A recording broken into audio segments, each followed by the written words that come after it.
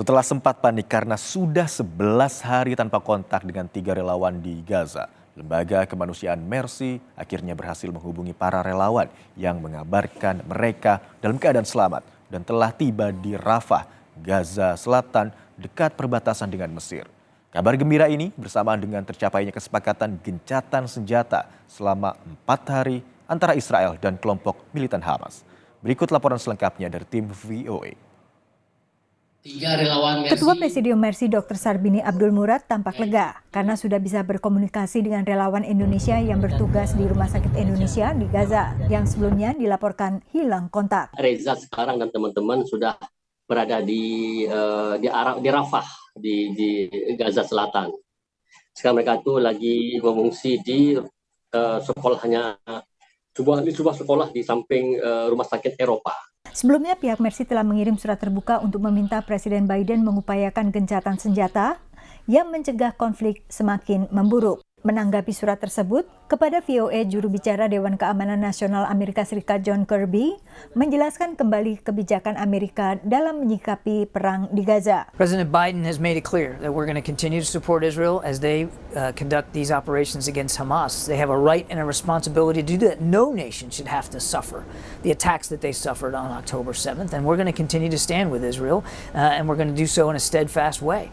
At the same time, we're going to continue to urge Israel to be as careful and deliberate and cautious in their targeting and in their operations as possible so that an impact on civilian life can be minimized. Menurut PBB, Rumah Sakit Indonesia masih dikepung pasukan dan tank-tank Israel. Dan pertempuran dengan kelompok bersenjata dilaporkan terjadi di sekitarnya. Sementara pasien dan pengungsi internal yang terperangkap berhasil dievakuasi. Kabar yang diterima Mercy mengenai kondisi relawan Indonesia itu bersamaan dengan tercapainya kesepakatan gencatan senjata sementara antara Israel dan Hamas. Kedua pihak sepakat menghentikan pertempuran selama 4 hari untuk memfasilitasi pembebasan 50 sandera yang ditahan di Gaza.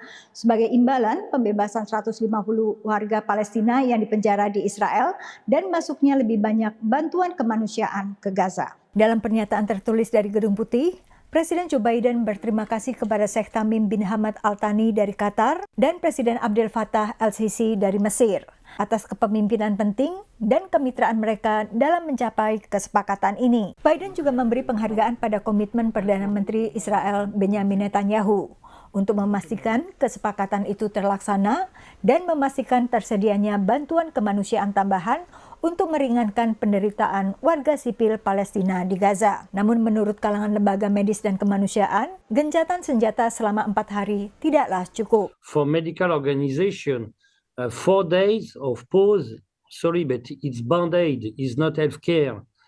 It's 4 days of band-aid. You can't follow the treatment. You can do nothing. I mean, this is not humanitarian access. It's a joke. And access is very much depending, first of all, on security. So again, we call for a sustained ceasefire in order to have security for our people to be able to move on the ground and for the civilians to be able to reach the humanitarian aid that is being delivered. Dalam sebuah pernyataan, Israel mengatakan gencatan senjata akan diperpanjang 1 hari untuk setiap tambahan 10 sandera yang dibebaskan Hamas.